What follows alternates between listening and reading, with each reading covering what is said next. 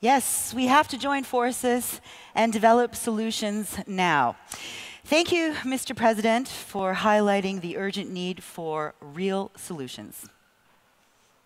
To discuss these solutions and projects, we have the chance to have incredible experts here today from the United Nations, from different business sectors, as well as important political leaders. One of those leaders is well known as one of the world's foremost climate diplomats. His wisdom and his passion made the COP21 in Paris a real success. He had a leading role in those tough negotiations, and he did not give up until, in his own words, the impossible has been done. In April 2016, 149 parties signed the Paris Agreement on climate change. Please welcome the former French Foreign Minister, the President of the COP21, and the Président du Conseil constitutionnel, Monsieur Laurent Fabius.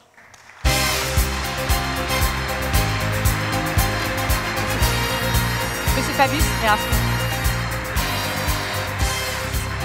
Bonjour.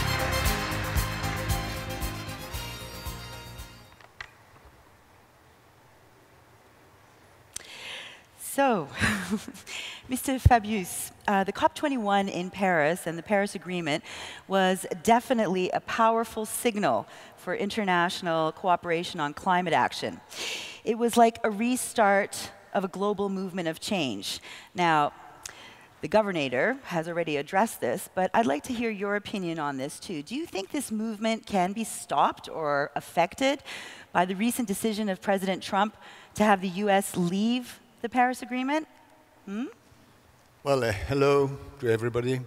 I remain optimistic, but one has to acknowledge that the decision of President Trump is a serious handicap. In fact, the Paris Agreement is three different things. The first one is the international agreement itself.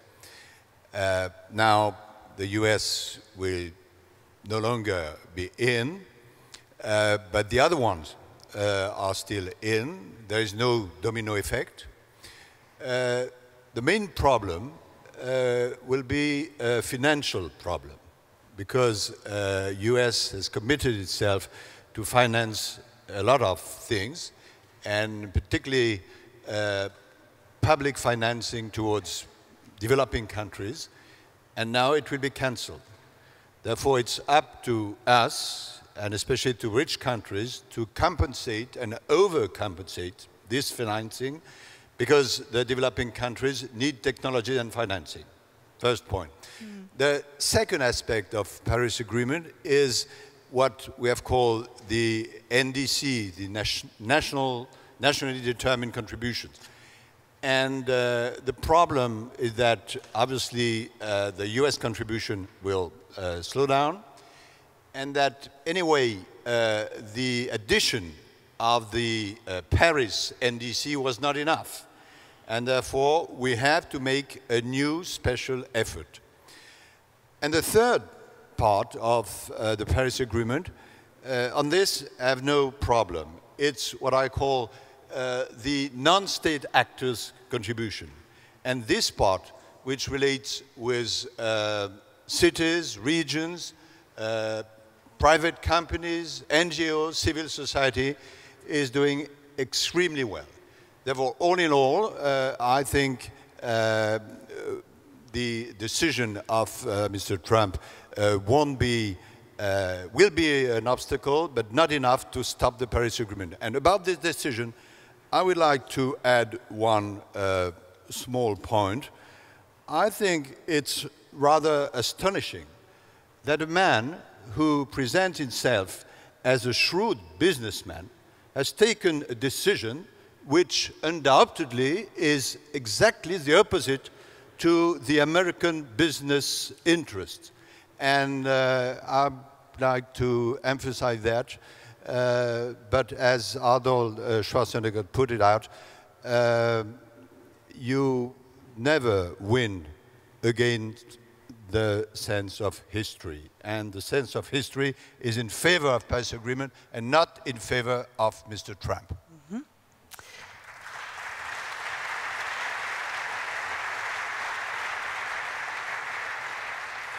Mr. Fabius, you've been a politician for such a long time. What does it need so we can convince people of the need for a transition towards a climate-friendly society? It is true that I've been in politics for a long time. Now I'm no longer in politics. I'm the president of the Supreme Court in France.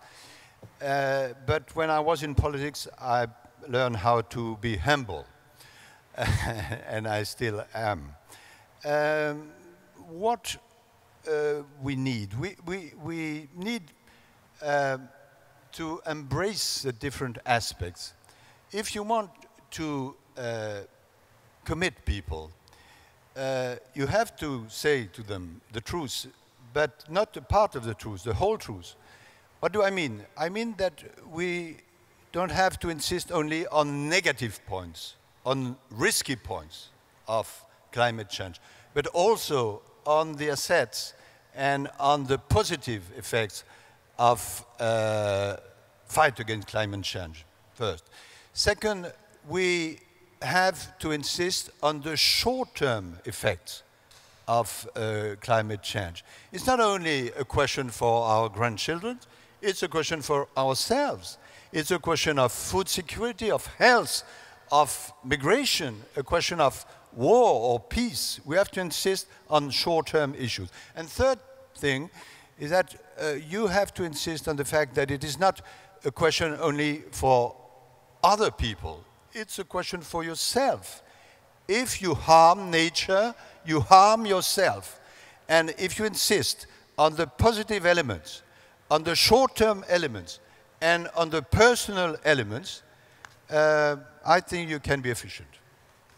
Well, thank you very much, Monsieur Fabius, for sharing those important aspects with us. Okay, and now to look further at these issues from different points of view, please welcome, first, Mr. Vidar Helgesen, Minister of Climate and Environment of Norway. Hello.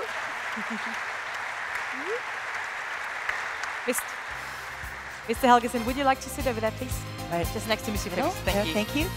All right, Mr. André Ruprechter, the Minister of Environment in Austria.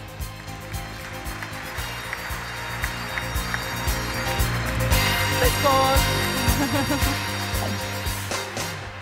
So, and now Mr. Johan Elias, CEO of Head and Founder of Cool Earth.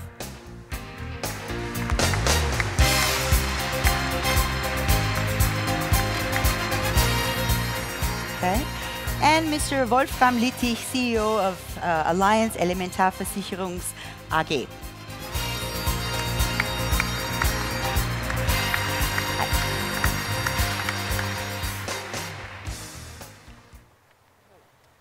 Okay.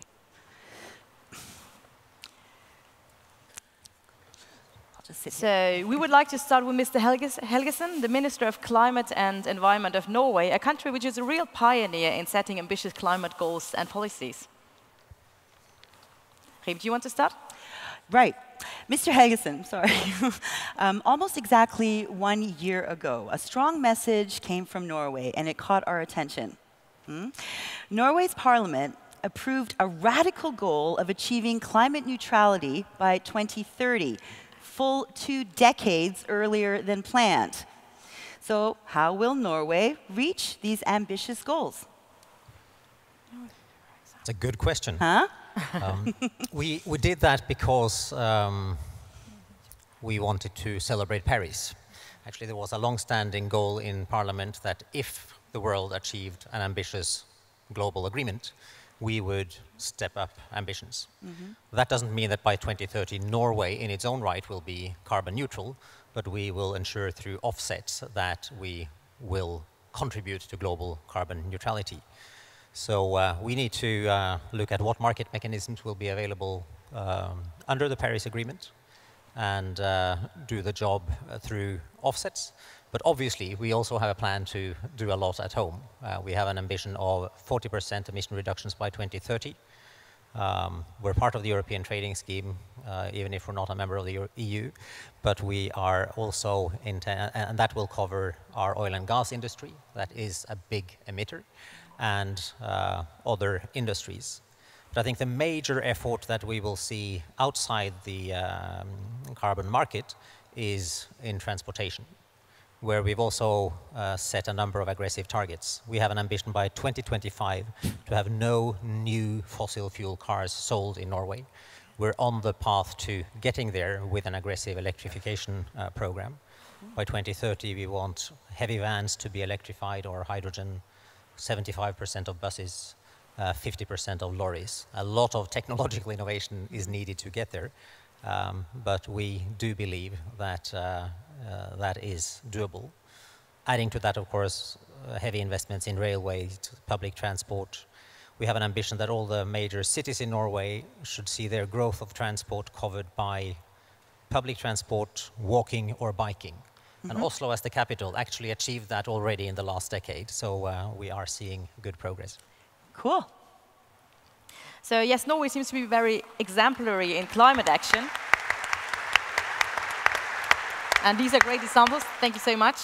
But many other European countries do not seem to be on track. And critics actually say that Austria needs to do more to fulfill the Paris Agreement. Mr. Ruprechter, can Austria also achieve this climate neutrality like Norway, which would actually mean a carbon reduction of at least 80% by 2050?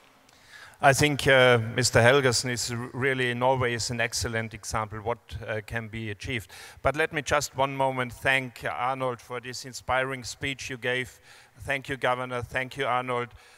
It was also a very crucial moment when in Paris, you were there at the COP21, when we spoke to President Fabius, the president of the COP21, and it was really a crucial moment, and it was so inspiring to see civil society standing behind the president of the COP and driving this process forward. And now it's on implementation, and you're right, we have to do more. We are absolutely committed. It was Chancellor Faymann at the opening of the COP21 that committed ourselves, our government, that we want to achieve 100% of our electricity by 2030 from renewables. And this is absolutely the target what we want to achieve. Arnold has mentioned in Lower Austria, electricity is already coming from 100%, so it's doable. But we have, of course, to do more. If we want to reach the climate neutrality, CO2 neutrality by 2050. And I think absolutely renewable energy is the future. This is our common future.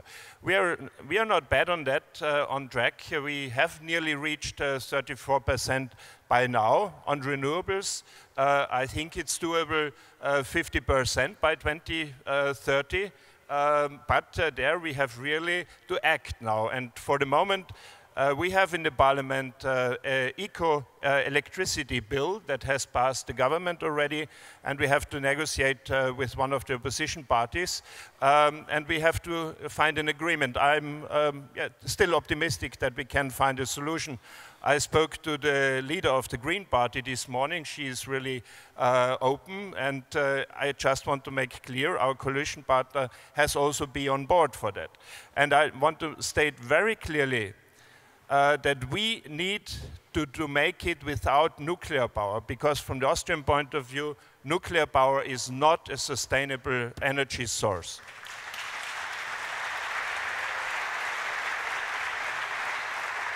And what I want to say in that context, don't nuke the climate.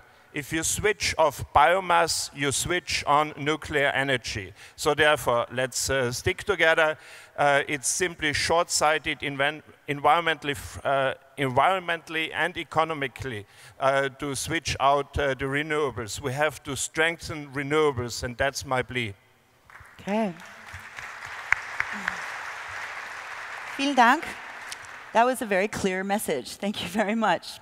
Mr. Elias. You are a very successful businessman, the CEO of Head Sports, and advisor to the former British Prime Minister.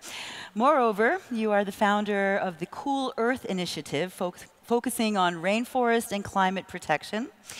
Together with other influential business leaders, you are working on a so-called Plan B for our planet.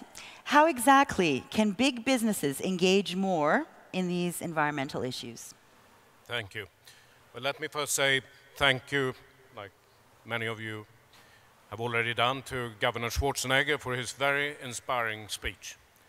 And he made one very, very important point that we should all take note of, and that is climate change should not be politicized, because this is not about saving the planet, by the way, it's about saving mankind. And the more we delay that process, the more difficult it will be. So looking at Plan B, Yeah. that can run in parallel with the UN process, I think is incredibly important, because as people, we can solve this issue instantly or very, very quickly. Because if we all get together and focus on the initiatives and make things happen, that will speed the process up. And what companies can do, NGOs can do, and people can be very powerful. So companies, for instance, that engage in climate change initiatives can use this in their marketing and also get the payback. Because consumers, they prefer to buy from responsible companies as opposed to those who don't take part of this process. I'll give you a little example. I bought some rainforest in the Amazonas in the 2005, and I started a sustainable conservation scheme together with the indigenous people, whereby they could harvest the forest on the basis that they only picked fruits and nuts. That created livelihoods for hundreds of people, if not thousands, in some areas. And it was sustainable. The deal was they had to protect the forest. So this was a formula for making the standing tree more valuable than the cut down one. This was then translated into something which got lots of attraction with hundreds of thousands of members called Cooler Earth, which sought to do the same with local NGOs in Africa, in South America, PNG, etc. And lots of companies joined into this because the power that this brought in terms of marketing, sold more products, sold more services. In my case, had sold more skis and tennis rackets. So yes, it does work. And the more we encourage companies and people to take initiative, the better it will be. What I'm hearing is going green is ka-ching, makes money. Going green can make money. Yeah. It can also save a lot of money. Right, right. Excellent. Thank you, Mr. Elias. Thank you. Thank you so much for your point. Mr. Littich, you are the CEO of the Allianzversicherungs AG, and you stated the most effective lever for better climate protection is to direct capital flows the right way. Together with the WWF, the Allianz developed a sustainable investment model. What are the criteria, therefore, and how successful are you with that? So I think there's a big misunderstanding, and the misunderstanding is that the rules of the capital market and sustainable actions are sitting on the opposite side. So there are contradictions. I do not believe that. Because capital and capital flow is the strongest lever ever to change things. And capital is very concentrated. So worldwide, we are talking about 77 trillion euro under management within these asset management companies. But it's very concentrated. That means that only 10 companies, at the moment, 10 companies control a third of these funds, means they control 27 trillion US dollars. So let's assume that these 10 companies, only 10 companies, change their asset allocation slightly so that they invest, let's say, 5% in sustainable investments and divest 5% in non-sustainable investments. That would lead to 1 trillion euro. So 1 trillion compared to the Austrian GDP, it's 3 times the Austrian GDP. Or if you compare that to the overall spendings worldwide in renewables, the last figure I saw was from 2015, and worldwide in 2015, 330 billion euro were spent by renewables. Interesting fact is that China spent more money than Europe and the US together. So if you change that a little bit, it has really a very, very strong influence. So you could finance the whole renewable investments worldwide for 3 years just by changing the asset allocation slightly of 10 companies. So the only question is, why should they do that? And here I think we as Allianz Group and Allianz Austria, we're a good example. We are a business case for that because we did it 5 years ago. So the World Wildlife Fund developed a scoring model which scores the whole portfolio. That's a big difference because normally if you look at banks or institutional investors, they raise money by establishing sustainability funds. What does that mean? I take a tiny fraction of my capital, I raise a sustainability fund, and I put the sustainable investments into this pocket and the rest into a different pocket. And if I do not change, or if I do not divest, I do not change anything. So the big difference between the World Wildlife Fund model and the normal sustainability fund is that now we are talking about the whole money. We are talking about the whole investments.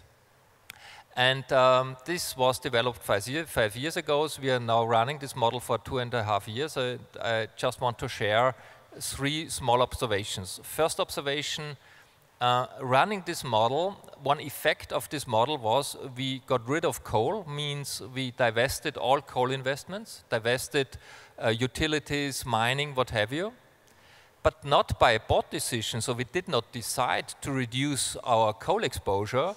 It was the consequence of the model because the traders, they are compensated by the return plus by the sustainability score of their portfolio. And the simplest way to increase the quality of their portfolio was simply to get rid of coal.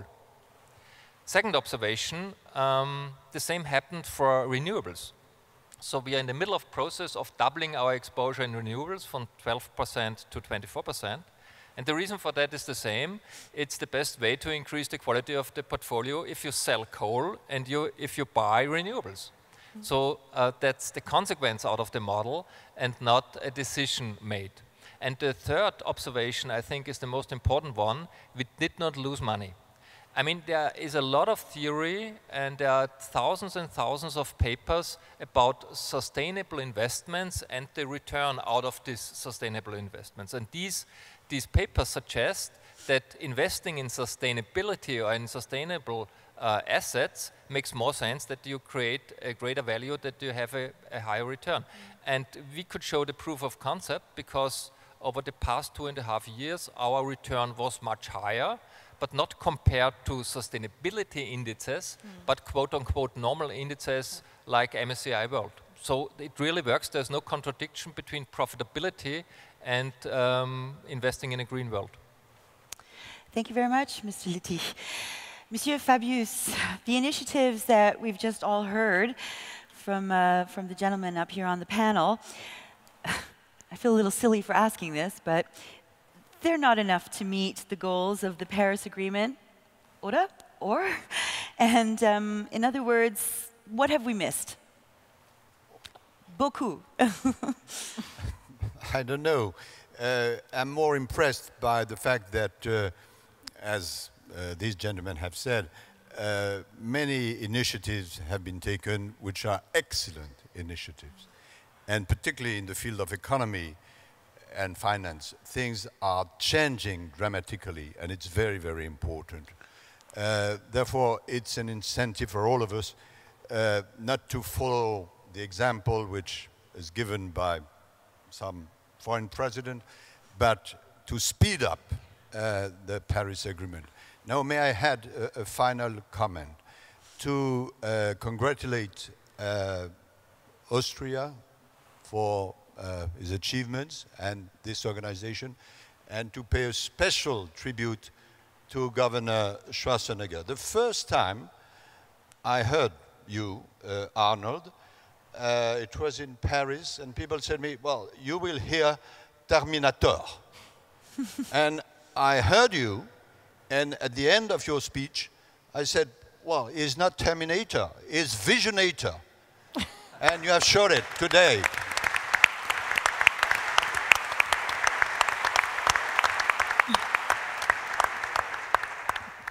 Thank you very much, Mr. Fabius. I have a last question for all of you, which will be in our focus the whole day. And it is, what important instruments do we need to make our planet great again, as the new French President Emmanuel Macron recently said? Would it be, for example, the introduction of a carbon tax, or the adoption of a stricter legal framework, or maybe providing more subsidies to encourage more clean energy projects? Mr. Helgesen, what do you think? Well, we certainly need carbon tax. One of my favorite quotes is Angel Gurria of the OECD, who says, in every speech he gives, we need a big, fat tax on carbon. And I think that is absolutely true.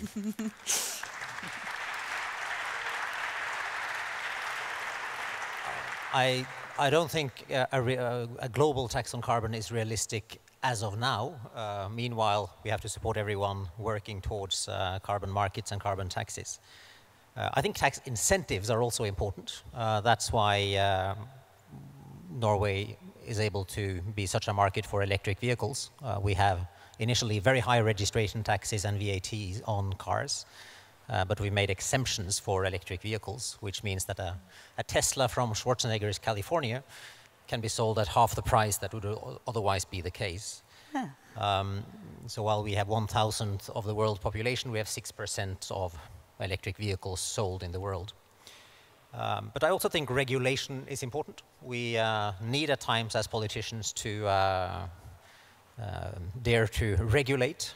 We are putting in place now a ban, for example, on oil for heating in buildings as from 2020.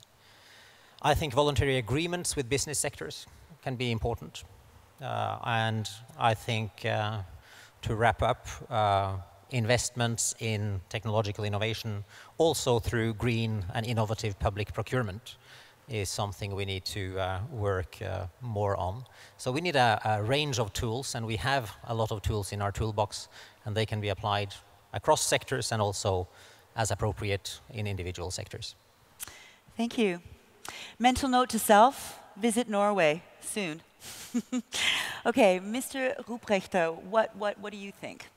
Absolutely, we need a legal framework. We are just on the way now in Europe. I have been at the Environment Ministers Conference Council yesterday in Luxembourg. We are working on the legal framework, and also, of course, the issue of CO2 pricing. EU-wide harmonized CO2 pricing is an issue. It's something what industry itself demands. And for example, if you read the report of Monti and Lamassoure for the new future financial framework, the report has one of the most realistic options, for example, the own resources for EU budget as such a CO2 tax, a EU-wide harmonized one. I think that is the right way as we have to go. But at the same time, I don't want to underestimate the role of personal responsibility of the companies, of our entrepreneurs. We have to reward environment-friendly behavior, investments, and actions. And I think this is also, I think the right word is nowadays nudging. The right to bring people, and every individual has its personal daily decisions, and he can decide for the right climate-friendly decisions when he goes shopping, or when he buys a new whatever cooler or something else to decide in the right direction. I think this is also something we should not forget, the personal responsibility.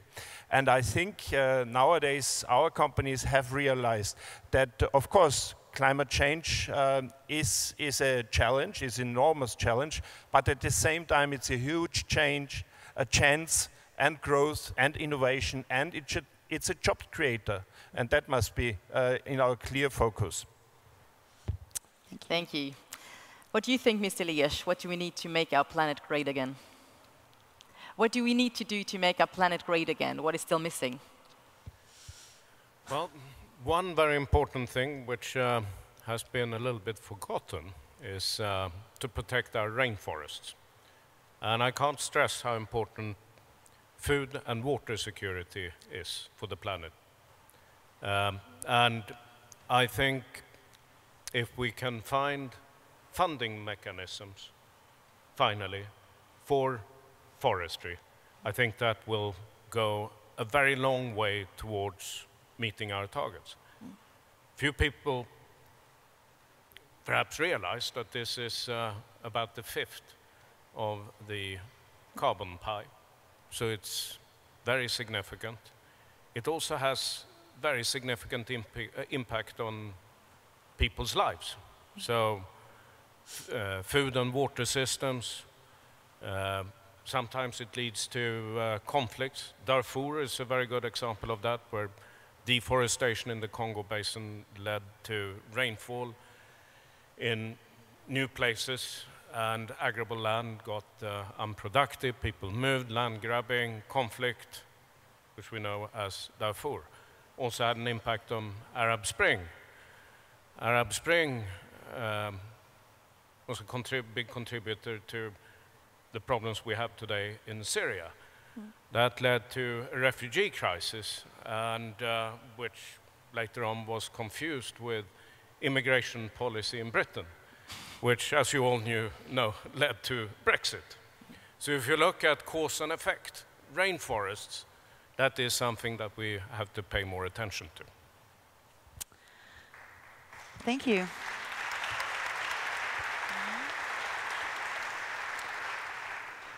So speaking for the capital market, please no more regulations. Please no more regulations, we have enough. But I think what we need from the capital market side is a more harmonized framework. I mean, to give you one example from the food and beverage industry, if you go to the supermarket and if you buy, let's say, organic food or some products with the trademark fair trade. So everybody knows what that is because it's defined by law, by regulation. There are certain requirements that if a customer buys organic food, he or she knows that this is processed in a natural way. If you do the same on the capital market side, if you buy a sustainability index or if you buy a product from a company like ourselves, which are acting as which have the whole investment side under a sustainability approach, everybody defines on its own what sustainability means. So what we need is a clear framework, that is a clear structure, and these are labels. We need labels like fair trade. If the customer knows what he's buying, he can decide on it or her own what they should do. Well, thank you very much to you, and thank you very much to all of you for this very interesting first session and your final messages. I kindly ask you to return to your seats now. Thank you so much. Thank you. Merci. Thank you. Danke.